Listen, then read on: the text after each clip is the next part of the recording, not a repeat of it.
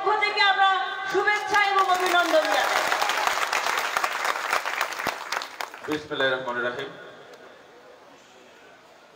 BNP জাতীয় স্থায়ী কমিটির সদস্য জননেতা বাবু গয়েশ্বর রায়ের জন্মস্থান এই দক্ষিণ কেরানীগঞ্জ উপজেলা বিএনপির সম্মেলনের সম্মানিত সভাপতি, রাজপথের লড়াকু নেত্রী, আপনাদের প্রিয়জন অ্যাডভোকেট নিপুণ রায়চৌধুরী প্রধান অতিথি হিসেবে উপস্থিত আছেন। জাতীয়তাবাদী যুবদলের সাবেক সভাপতি, বাংলাদেশ জাতীয়তাবাদী দল জাতীয় নির্বাহী কমিটির অন্যতম যুগ্ম মহাসচিব এবং বাংলাদেশের সকল অঞ্চলে যাকে একজন সুবক্তা হিসেবে মানুষ চিনে, টেলিভিশনের পর্দায় এবং রাজপথে সবসময় তিনি জ্ঞানগর্ভ আলোচনা করেন, বক্তব্য দেন, ভূমিকা পালন করেন সেই নেতা শহীদুল ইসলাম বাবুল ভাইকে কেরানীগঞ্জের পক্ষ থেকে আমরা শুভেচ্ছা এবং অভিনন্দন জানাই। বিসমিল্লাহির রহমানির রহিম। বিএনপি জাতীয় স্থায়ী কমিটির সদস্য জননেতা বাবু গয়েশ্বর রায়ের জন্মস্থান এই দক্ষিণ কেরানীগঞ্জ উপজেলা বিএনপির সম্মেলনের সম্মানিত সভাপতি, রাজপথের লড়াকু নেত্রী, আপনাদের প্রিয়জন অ্যাডভোকেট নিপুণ রায়চৌধুরী প্রধান অতিথি হিসেবে উপস্থিত আছেন। জাতীয়তাবাদী যুবদলের সাবেক সভাপতি, বাংলাদেশ জাতীয়তাবাদী দল জাতীয় নির্বাহী কমিটির অন্যতম যুগ্ম মহাসচিব এবং বাংলাদেশের সকল অঞ্চলে যাকে একজন সুবক্তা হিসেবে মানুষ চিনে, টেলিভিশনের পর্দায় এবং রাজপথে সবসময় তিনি জ্ঞানগর্ভ আলোচনা করেন, বক্তব্য দেন। তার বক্তব্য আমরা একটু পরে শুনবো। অ্যাডভোকেট জনাব সৈয়দ মোয়াজ্জেম হোসেন আলাল ভাই উপস্থিত আছেন। জাতীয়তাবাদী ছাত্র দলের সোনালী ফসল, ঢাকার রাজপথ এবং ঢাকা বিশ্ববিদ্যালয় থেকে তিল তিল করে বেড়ে ওঠা নেতৃত্ব, গাজীপুরের কালীগঞ্জ থেকে নির্বাচিত সাবেক সংসদ সদস্য, জাতীয়তাবাদী দল জাতীয় নির্বাহী কমিটির অন্যতম সাংগঠনিক সম্পাদক, আমার শ্রদ্ধাভাজন অগ্রজ জননেতা জনাব ফজলুল হক মিলন উপস্থিত রয়েছেন। জাতীয়তাবাদী যুবদলের সাবেক সিনিয়র সহ সভাপতি, প্রতিনিয়ত যিনি তার মেধা, শ্রম এবং আন্তরিকতার মধ্য দিয়ে জাতীয়তাবাদী দল ঢাকা বিভাগকে সংগঠিত করবার জন্য নিরন্তর পরিশ্রম করে চলেছেন, আমার শ্রদ্ধেয় অগ্রজ জাতীয়তাবাদী দলের সহ সাংগঠনিক সম্পাদক অ্যাডভোকেট সৈয়দ মোয়াজ্জেম হোসেন অ্যাডভোকেট আব্দুল সালাম আজাদ ভাই উপস্থিত, ঢাকা জেলা বিএনপির সংগ্রামী সাধারণ সম্পাদক জননেতা জনাব আবু আশফাক এবং আমাদের সাথে অনলাইনে যিনি যুক্ত আছেন এবং ইতিমধ্যে বক্তব্য রেখেছেন ঢাকা জেলা বিএনপির সংগ্রামী সভাপতি ডাক্তার দেওয়ান সালাউদ্দিন বাবু ভাই সহ থানা বিএনপি এবং অঙ্গ সংগঠনের নেতৃবৃন্দ। প্রিয় নেতৃবৃন্দ, একটু আগে সুলতান ভাই যে বক্তব্য দিলেন, চমৎকার বক্তব্য, যে ৭ই মার্চ কেন স্বাধীনতা দিবস নয়, ২৬শে মার্চ কেন? ওনারা গিয়েছিলেন তীর্থনুক নিয়ে, সারা ঢাকা থেকে এবং ঢাকার পার্শ্ববর্তী অনেক জায়গা থেকে, সারা দেশ থেকে মানুষ আসলো একটা প্রত্যাশা নিয়ে, মানুষের পর্বত প্রমাণ প্রত্যাশা শেখ মুজিবুর রহমান স্বাধীনতার ঘোষণা দিবেন। কিন্তু ছলে বলে ডাইনে বায়ে মাঝখান দিয়ে তিনি গেলেন, স্বাধীনতার ঘোষণা তিনি দিলেন না। কারণ তিনি চেয়েছিলেন পাকিস্তানের প্রধানমন্ত্রী হতে। আজকে দিবালকের মতোই পরিষ্কার, এর মাঝামাঝি আর কোনো কিছু নাই। অথচ শহীদ রাষ্ট্রপতি জিয়াউর রহমানের ৩.৫ বছরের রাজনীতি, ৪০ বছর আগে তিনি নিহত হয়ে গেছেন, অথচ তার এই ৩.৫ বছরের রাজনীতিকে ভালো কাজ দিয়ে, ইতিবাচক কর্মসূচি দিয়ে, উন্নয়ন দিয়ে বা গণতন্ত্র দিয়ে মোকাবেলা করতে পারেন না। প্রতিনিয়ত জিয়াউর রহমানের নাম শুনলে ওনাদের গায়ে মানে একটা আগুন জ্বলে যায়। ঘুমাই ঘুমাই স্বপ্ন দেখেন এই জিয়াউর রহমান আসলো, খালেদা জিয়া আসলো, তারেক রহমান আসলো। চরিত্র হননের হেন কোনো পন্থা নাই যে তারা করছেন না। তিনি মুক্তিযোদ্ধা না, তিনি সেক্টর কমান্ডারও ছিলেন না। স্বাধীনতার ঘোষণা তো দেয়নি না, বরং পাকিস্তানের চর 400 টাকার মেজর, আবার একজন বলতেছে মন্ত্রী, বাংলাদেশের নাগরিক না। ওরা জিয়াউর রহমানের কি সম্মান দিবে? কারণ জিয়াউর রহমান ওদের রাজনীতির ভিত্তি বলে আঘাত করেছিল। ওরা তো তাজউদ্দিনকেও সম্মান দেয় না, তাজউদ্দিন আহমেদকে সম্মান দেয় না। যে তাজউদ্দিন বলেছিলেন, তার একটা উদ্ধৃতি আছে যে চট্টগ্রামের বীর জনতা মেজর জিয়াউর রহমানের নেতৃত্বে সেখানে যে প্রতিরোধ ব্যুহ রচনা করেছে, স্বাধীনতা সংগ্রামের ইতিহাসে লেনিনগ্রাড স্টালিনগ্রাডের প্রতিরোধের কাছে তার স্থান পাবে। মুজিবনগর সরকারকেও তারা স্বীকৃতি দেয় না। শেখ মুজিবুর রহমান তার জীবদ্দশায় একদিনের জন্য মেহেরপুরের আম্রকাননে, যেখানে অস্থায়ী সরকার গঠিত, সেখানে একদিনও যান নাই। তারা জেনারেল উসমানীকেও তারা কোনো সম্মান দেয় না, মর্যাদা দেয় না। মৌলানা ভাসানীর নাম তো মুছেই ফেলতে চায় একজনকে দেবতা বানানোর জন্য। ইতিহাস থেকে মুছে ফেলা হয়েছে শেখ মুজিবকে জাতির পিতা, জাতির পিতা, জাতির পিতা। বাচ্চা বাচ্চা ছেলেদেরকে রাত জেগে মুখস্থ করানো হচ্ছে, আর জিয়াউর রহমানকে ভিলেন বানাবার চেষ্টা করা হচ্ছে। কিন্তু কি লাভ?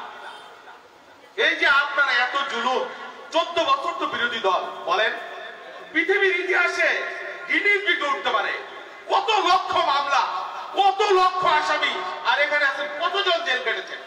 একটা রাজনৈতিক দলে বলেন মাটির সাথে মিশে দেওয়ার কথা, আওয়ামী লীগ হইলে অন্য কোনো রাজনৈতিক দল হইলে কোন জুলুম বাকি আছে? একটা দলের প্রধান তাকে যে মামলায় জেল কাটে, একটা শিশু বাচ্চাও বুঝে যে এটা একটা রাজনীতির পথে ইচ্ছা, এখনো তাকে রাজনীতি করতে দেওয়া হয় না, তাকে ভয় পায়। একটা দলের যিনি দ্বিতীয় ব্যক্তি ভারপ্রাপ্ত চেয়ারম্যান, এত বছর বিদেশে আছে, মহাসচিবকে বারবার জেল কাটা হয়েছে, কোন নেতা কর্মী নাই, ডেডিকেটেড নেতা কর্মী যাকে মামলা দেওয়া হয় নাই। তারপরেও তো আপনারা 14 বছর পরে এখানে এত মানুষ সমবেত হয়েছেন, বিএনপি নামেই তো হয়েছেন। জিয়াউর রহমানকে ভালোবাসেন বলেই তো এসেছেন, নাকি খালেদা জিয়াকে, তারেক রহমানকে ভালোবাসেন বলেই তো এসেছেন? বিএনপিকে কি তারা নিঃশেষ করতে পারবে? পেরেছে? কোনদিন পারবে? রাজনৈতিক দল কি? মানুষকে নিয়েই তো রাজনীতি, মানুষের সমর্থন নিয়েই তো রাজনীতি। গায়ের জোরে, বন্দুকের জোরে, র্যাবের জোরে, মারণাস্ত্রের জলে, পুলিশ দিয়ে আপনি রাতের অন্ধকারে ক্ষমতা দখল করতে পারবেন, কিন্তু মানুষের জয় করতে পারবেন না, কোনদিনও পারবেন না। আমি মনে করি অনেকে বলে থাকে যে বিএনপি থাকবে না, ওনারাই বলেন বেশি আওয়ামী লীগের লোকরা, বিএনপি নিঃশেষ হয়ে যাবে, বিএনপি বিলীন হয়ে যাবে। আরে ভাই, কারা বিলীন হচ্ছে? একবার ক্ষমতা ছাড়েন, ক্ষমতা থেকে বিদায় নেন, বুঝবেন যে কারা ইতিহাস থেকে বিলীন হয়ে যাবে। আমি মনে করি যে বিএনপির প্রতিষ্ঠার পর থেকে এখন এই সময়ে যে তুমুল জনপ্রিয়তা সারা বাংলাদেশে, এক প্রান্ত থেকে অন্য প্রান্ত, এত জনপ্রিয়তা কোন রাজনৈতিক দল এবং বিএনপির ইতিপূর্বে ছিল বলে আমি মনে করি না। বাংলাদেশে নির্বাচন হবে, এই ফ্যাসিবাদের পতন হবে, তখন দেখবেন যে বিএনপিকে মানুষ কত ভালোবাসে, জিয়াউর রহমানকে মানুষ কত ভালোবাসে, খালেদা জিয়াকে, তারেক রহমানকে মানুষ কত ভালোবাসে। তবে হ্যাঁ, একটা অন্ধকার সময় আমাদের যাচ্ছে দেশে।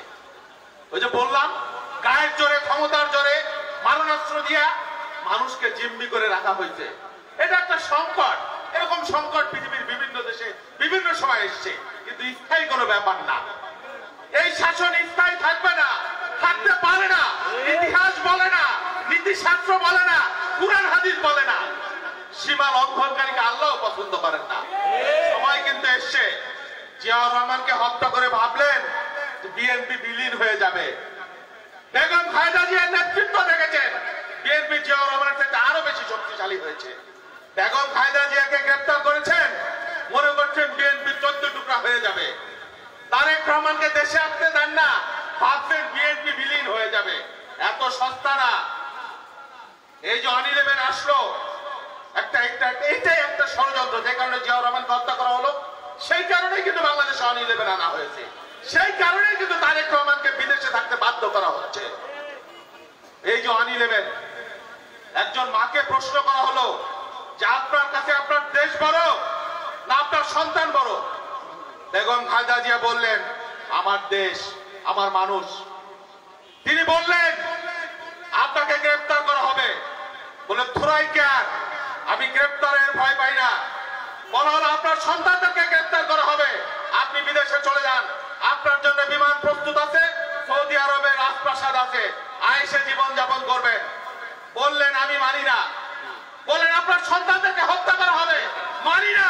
আমি এই দেশে জন্মেছি, আমার স্বামীর কবর এখানে, আমার পূর্বপুরুষের কবর এখানে, আমি দেশের মানুষকে নিয়ে রাজনীতি করি। তোমাদের কোনো অন্যায় প্রস্তাব, কোনো আয়েশের প্রস্তাব আমি মানবো না, মানতে পারি না। তার সন্তানদের আত্মচিৎকার পর্যন্ত তাকে শোনা হয়েছে, কিন্তু তিনি আপোষ করেন নাই। কে পারেন বলেন? একজন মা সন্তানের জিম্মি দশা, মৃত্যু দশার সাথে আপোষ করে নাই। এমনকি সিনেমা নাটকেও দেখেছেন। কিন্তু বেগম খালেদা জিয়া দেশ এবং মানুষের জন্য, গণতন্ত্রের জন্য, অধিকারের জন্য তিনি আপোষ করেন নাই। এক সন্তান হারিয়েছেন, স্বামী হারিয়েছেন, আর এক সন্তান দেশের বাইরে। কিন্তু পরাশক্তির কাছে, আধিপত্যবাদীদের কাছে, বাকশালীদের কাছে কোন অন্যায় আবদারে, কোন অন্যায় দাবিতে তিনি মাথা নত করেন নাই, এখনো করেন নাই। আজকে যদি তিনি আপোষ করেন, কালকে তিনি মুক্ত জীবন যাপন করতে পারেন, পরশুদিন তারেক রহমান বাংলাদেশে আসতে পারে। অথচ আমরা, আপনারা তার কর্মী, তার দলের কর্মী। আমাদের জন্য, দেশের জন্য, গণতন্ত্রের জন্য তিনি এত কিছু করলেন, এত স্যাক্রিফাইস করলেন। অথচ আমরা কি করেছি তার মুক্তির জন্য? আমরা কি করেছি তারেক রহমানের জন্য? নিজেকে, নিজের বিবেককে প্রশ্ন করেন। দেশের মানুষেরও দায় আছে, শুধু বিএনপির দায় না। শুধু এই বিএনপি, আজকে যে দেশের এই সংকট কেউ যদি মনে করে থাকে এই সংকট শুধু খালেদা জিয়ার সংকট, এই সংকট শুধু বিএনপির সংকট, তাহলে বুকার স্বর্গে বাস করবে। এই দেশটা, এই দেশের মানুষের অধিকার, এই দেশের মানুষের গণতন্ত্র, এই দেশের মানুষের বাক স্বাধীনতা যদি রক্ষা করতে চান, তাহলে সকলকে বেগম খালেদা জিয়ার ডাকে, তারেক রহমানের ডাকে, বিএনপি ডাকে এক কাতারের সময় আসবার সময় হয়ে গেছে। আর যদি না করেন, তাহলে ইতিহাসের কাছে, পরবর্তী প্রজন্মের কাছে আপনারা গোলাম হিসেবে, দালাল হিসেবে চিহ্নিত হয়ে থাকবেন, মনে রাখবেন। সেই জন্য আমি আর বক্তব্য দীর্ঘায়িত করবো না। অন্যান্য নেতৃবৃন্দ, আমার শ্রদ্ধেয় অগ্রজ নেতৃবৃন্দ, তারা অত্যন্ত ভালো বক্তব্য রাখেন, তাদের বক্তব্য আমরা শুনবো। আমি কেরানীগঞ্জ দক্ষিণ মডেল থানা বিএনপির সম্মেলনের আজকের সাফল্য কামনা করে আমি আমার এই সংক্ষিপ্ত কথা শেষ করলাম। আল্লাহ হাফেজ। বাংলাদেশ জিন্দাবাদ, বেগম খালেদা জিয়া জিন্দাবাদ, তারেক রহমান বীরের বেশে আসবে ফিরে বাংলাদেশে। সকলকে ধন্যবাদ। আসসালামু আলাইকুম। অসংখ্য ধন্যবাদ আমাদের প্রিয় নেতা শহীদুল ইসলাম বাবুল ভাইকে। আমাদের মাঝে এই পর্যায়ে উপস্থিত হয়েছেন আমাদের শ্রদ্ধেয় নেতা, বাংলাদেশ জাতীয়তাবাদী দলের কান্ডারি, জাতীয়তাবাদী দলের স্থায়ী কমিটি সম্মানিত প্রয়াত নেতা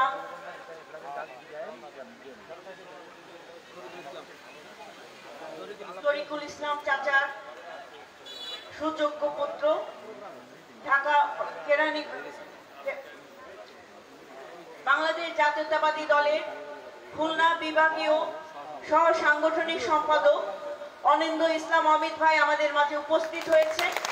আমরা বিএনপির পক্ষ থেকে, কেরানীগঞ্জ বিএনপির পক্ষ থেকে তাকে শুভেচ্ছা এবং অভিনন্দন জানাই।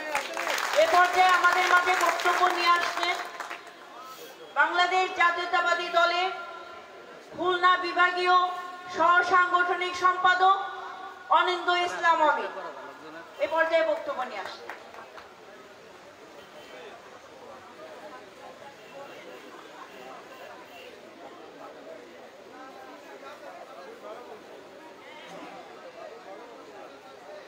বিসমিল্লাহির রহমানির রহিম।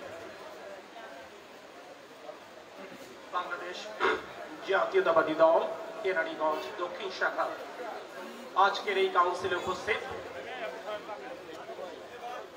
স্নেহভাজন সভাপতি, আমার ছোট বোন, বাংলাদেশ জাতীয়তাবাদী দল জাতীয় নির্বাহী কমিটির অন্যতম সদস্য,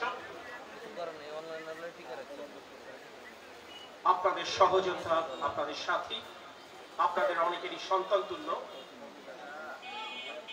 অ্যাডভোকেট নিপুণ রায় চৌধুরী, উপস্থিত আজকের আয়োজনের মধ্যমণি বাংলাদেশ জাতীয়তাবাদী দল কেন্দ্রীয় সংসদের যুগ্ম মহাসচিব বাংলাদেশ জাতীয়তাবাদী যুব দলের সাবেক সফল সভাপতি, আমাদের প্রিয় নেতা অ্যাডভোকেট মোয়াজ্জেম হোসেন আলাল, উপস্থিত আজকের আয়োজনের বিশেষ অতিথি সাবেক ছাত্র নেতা, স্বৈরাচার বিরোধী এরশাদ আন্দোলনে রাজপথের অগ্রসৈনিক, বাংলাদেশ জাতীয়তাবাদী দল জাতীয় নির্বাহী কমিটির সাংগঠনিক সম্পাদক, যিনি ঢাকা বিভাগে দায়িত্বরত, আমাদের অগ্রজ জনাব ফজলুল হক মিলন, উপস্থিত বাংলাদেশ জাতীয়তাবাদী দল জাতীয় নির্বাহী কমিটির ঢাকা বিভাগীয় সহ সাংগঠনিক সম্পাদক, আমাদের প্রিয় নেতা অ্যাডভোকেট আব্দুস সালাম আজাদ, কিছুক্ষণ আগে যিনি কথা বললেন আমাদের বড় ভাই, বাংলাদেশ জাতীয়তাবাদী দল জাতীয় নির্বাহী কমিটি ঢাকা বিভাগীয় সহ সাংগঠনিক সম্পাদক, সাবেক ছাত্র নেতা শহীদুল ইসলাম বাবুল, উপস্থিত আজকে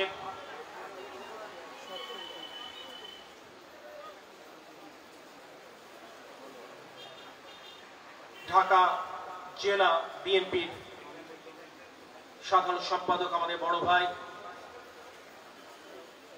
ঢাকা বিশ্ববিদ্যালয়ে উনি যেই হলের ছাত্র ছিলেন, আমিও সেই হলেরই ছাত্র, আমাদের সেই বড় ভাই জনাব আবু আশফাক, মঞ্চ উপবিষ্ট অন্যান্য নেতৃবৃন্দ, আমার সামনে উপবিষ্ট আমরা মুরব্বীবৃন্দ, বাংলাদেশ জাতীয়তাবাদী দল অঙ্গ এবং সহযোগী সংগঠনের বিভিন্ন পর্যায়ের নেতৃবৃন্দ, আসসালামু আলাইকুম ওয়া রাহমাতুল্লাহ। প্রিয় সাথী ও ভাইরা, ব্যক্তিগতভাবে আমি আপনাদের কাছে ক্ষমা প্রার্থনা করছি অনেক পরে আপনাদের মাঝে উপস্থিত হবার জন্য। আমি আসলে সাধারণ মানুষ, খুলনা বিভাগের বিভিন্ন প্রান্তে দলকে সুসংগঠিত করবার চেষ্টা করছি দেশনেত্রী বেগম খালেদা জিয়া এবং আগামী দিনের রাষ্ট্রনায়ক জননেতা জনাব তারেক রহমানের নির্দেশে। আজকে এখানে উপস্থিত হবার কারণ শুধুমাত্র একটি, আমার জানা মতে বাংলাদেশে, সারা বাংলাদেশে যে বিএনপি পুনর্গঠন প্রক্রিয়া চলছে, সেই পুনর্গঠন প্রক্রিয়ায় একটি উপজেলা কাউন্সিলের মাধ্যমে পুনর্গঠিত হচ্ছে, এটি আমার জানা মতে এটি হয়তো প্রথম নজির। আমি সেই কারণে এটি দেখতে এসেছি, এই কাউন্সিল থেকে শিখতে এসেছি, কারণ আগামী দিনগুলোতে খুলনা বিভাগে বিভিন্ন উপজেলা আমাদেরকে কাউন্সিল করতে হবে। রাজধানী ঢাকা, ঢাকা বিভাগ কিংবা ঢাকা জেলা কি করছে, কি ভাবছে এবং কিভাবে চলছে, সেখান থেকে বাংলাদেশের মানুষ একটি দিক নির্দেশনা পায়। আমরা সেই দিক নির্দেশনা জানতে এবং বুঝতে এবং শিখতে এখানে উপস্থিত হয়েছে। আমরা যারা ঢাকার বাইরে রাজনীতি করি, বলতে দ্বিধা নেই, আপনি ঢাকার বাইরে যেখানে যাবেন, বাংলাদেশ জাতীয়তাবাদী দলের নেতাকর্মীরা মনে করেন 2014 সালের আন্দোলনের সফলতা আসতো যদি ঢাকার নেতাকর্মীরা একটু রাজপথে থাকতো।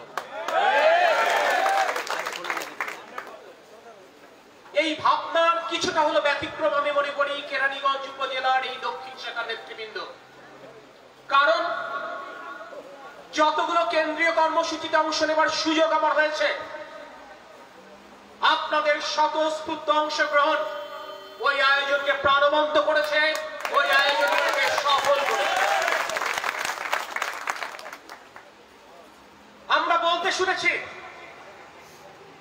কেরানীগঞ্জ উপজেলা দক্ষিণ শাখার নেতৃবৃন্দ যেভাবে রাজপথের প্রতিটি কর্মসূচিতে দায়িত্বশীলতা এবং আন্তরিকতার প্রমাণ দেয়, যদি ঢাকা বিভাগের সকল ইউনিট যদি এর অন্তত অর্ধেকও দায়িত্বশীলতা দেখাতে পারত, তাহলে আজকের বছরতে এই হাসিনা থাকবার কোন সুযোগ ছিল। প্রিয় সাথী ও ভাইরা, রাজনৈতিক বক্তব্য আমার দেবার সুযোগ নেই, কারণ আমাদের শ্রদ্ধেয় নেতৃবৃন্দ এখানে উপস্থিত। জোহরের ওয়াক্ত হয়ে গেছে, আপনারা অনেকেই নামাজ পড়েননি।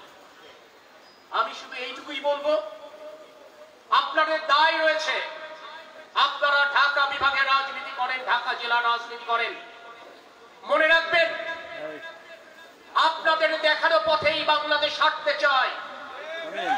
আপনারা যদি আমাদেরকে সঠিক পথের দিশা দেখান, তাহলে এই বাংলাদেশের মানুষ যে কোনো মুহূর্তে এই স্বৈরাচারী শাসকের পতন ঘটাতে প্রস্তুত। 1971 সালের স্বাধীনতা যুদ্ধে মাত্র 9 মাসে বাংলাদেশ স্বাধীন হয়েছিল। সেদিন যারা মুক্তিযুদ্ধে অংশগ্রহণ করেছিল কিংবা আমাদের সশস্ত্র বাহিনী, তারাও কেউ কিন্তু ভাবেনি মাত্র 9 মাসের মধ্যে একটি দেশ স্বাধীন করা যায়। শুধুমাত্র একটি কৌশল ছিল, ভারতীয় জেনারেল জ্যাকবের সেই কৌশলটি ছিল সমগ্র বাংলাদেশ দখল না করে কিভাবে সরাসরি ঢাকায় পৌঁছে ঢাকা দখল করা যায়। সেদিন তারা বুঝেছিলেন ঢাকা যার, বাংলাদেশ তার। সেই কারণেই 2014 সালের 5ই জানুয়ারি নির্বাচনকে সামনে রেখে সারা বাংলাদেশের জাতীয়তাবাদের আদর্শের সৈনিকেরা ঢাকা থেকে বাংলাদেশের 34টি জেলাকে বিচ্ছিন্ন করে দেওয়ার পরেও স্বৈরাচারী হাসিনার পতন ঘটেনি। আমি তাই আগামী দিনের আন্দোলন সংগ্রামে ঢাকাকে নেতৃত্বের আসনে দেখতে চাই। ঢাকা জেলার প্রতিটি নেতা কর্মীরা আজকের এই দক্ষিণ কেরানীগঞ্জ উপজেলার নেতা কর্মী থেকে শিখে আগামী দিনের রাজপথকে নিয়ন্ত্রণ করবে এবং তাদের দেখানো পথে সারা বাংলাদেশের মানুষ এই আন্দোলন সংগ্রামে সম্পৃক্ত হয়ে স্বৈরাচারী শেখ হাসিনার পতন ঘটাবে ইনশাআল্লাহ। আমি আমার বক্তব্য শেষ করছি। আল্লাহ হাফেজ। বাংলাদেশ জিন্দাবাদ, বাংলাদেশ জাতীয়তাবাদী দল জিন্দাবাদ, শহীদ রাষ্ট্রপতি জিয়াউর রহমান বীরুত্তম অমর হোক, দেশনেত্রী বেগম খালেদা জিয়া জিন্দাবাদ, আগামী দিনের রাষ্ট্রনায়ক জননেতা জনাব তারেক রহমান জিন্দাবাদ।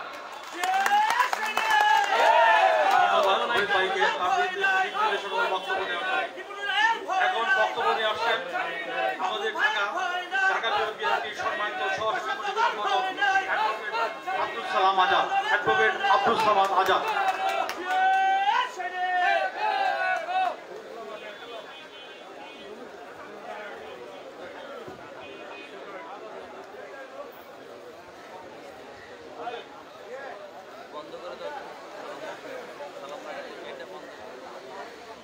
আমি নিতাই রায়চৌধুরী এবং দক্ষিণ কেরানীগঞ্জের আজকের এই সম্মেলনের কথা শুনে আমি এখানে এসেছি এবং আজকে যে সমস্ত নেতৃবৃন্দ মঞ্চে আছেন, যেমন প্রধান অতিথি সৈয়দ মোয়াজ্জেম হোসেন আলাল, বাংলাদেশের রাজনীতিতে যার অত্যন্ত গুরুত্বপূর্ণ একটি ভূমিকা রয়েছে, তিনি একজন লড়াকু সৈনিক। এখানে আছে জনাব ফজলুল হক মিলন, তিনি অত্যন্ত বিদগ্ধ একজন রাজনীতিবিদ। তারপরে এখানে আছে আব্দুল সালাম, অ্যাডভোকেট আব্দুল সালাম। এখানে রয়েছে আমাদের শহীদুল ইসলাম বাবু, এবং একটু আগে যার বক্তব্য শুনলেন আমাদের মানে দক্ষিণ অঞ্চলের তথা সারা বাংলাদেশের একজন অত্যন্ত বিচক্ষণ রাজনীতিবিদ জনাব তরিকুল ইসলাম সাহেবের সুযোগ্য সন্তান অনিন্দ ইসলাম অমিত,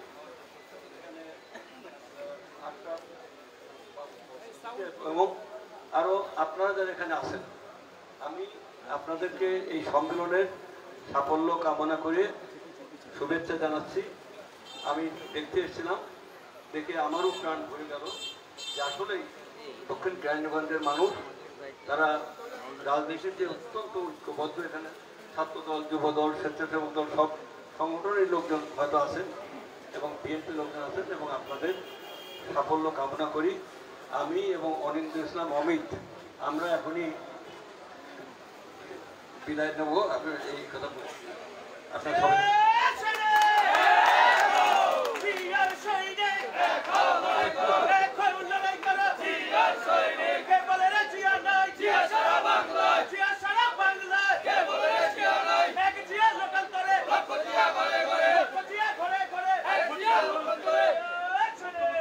বিসমিল্লাহির রহমানির রহিম।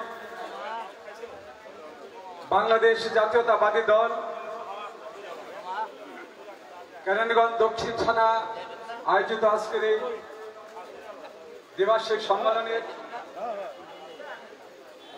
স্নেহস্পদ সভাপতি,